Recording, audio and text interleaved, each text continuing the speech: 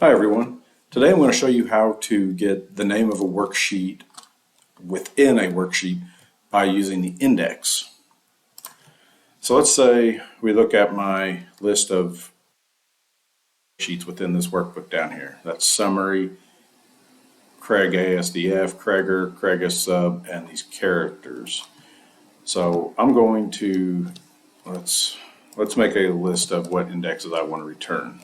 So here's another function you can use, row, and we'll come down here.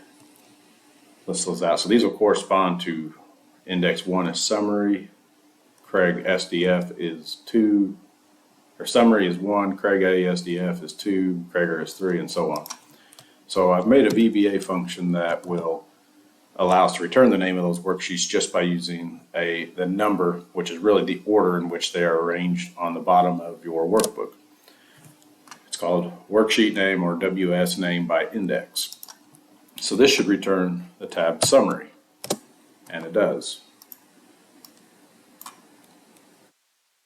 Each one of those, as I drag that function down, has now updated to show the worksheet's name with the corresponding index. I don't have a worksheet 8, so the function failed. This could be used in lots of ways to manipulate complex worksheets or categorize or organize data in office workplaces, anything like that. But let's take a look at the function, and then I'll go a little deeper into that in some upcoming videos.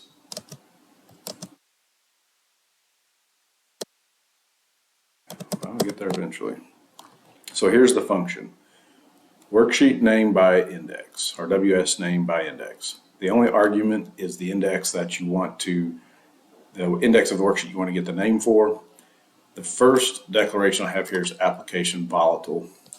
I've talked about this in some other videos, but what that does is it allows us to change the name of our, let's go back to summary, let's do it here. Change the name of the worksheet, and it will automatically update this function.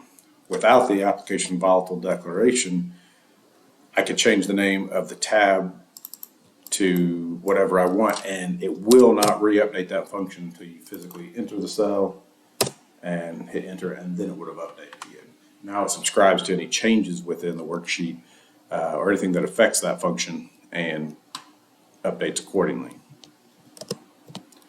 So the only line remaining is where I return the of the VBA object model component sheets, and then the index of that model tells me which sheet to return and which name to return, and that's the entire function. So as you can see here, what this will do, if I move summary over here, it should switch those top two. See how they jumped? I can move summary all the way over here, and now summary is down between these. I'm going to make another video in a moment that shows you how this can be used to organize data, and we use it for different things, estimating and different projects where large groups of data on multiple spreadsheets follow a similar form. So as we move them around, data is dynamically changed and summed and manipulated as needed. Anyway, like, subscribe, and keep watching, and I'll show you some more.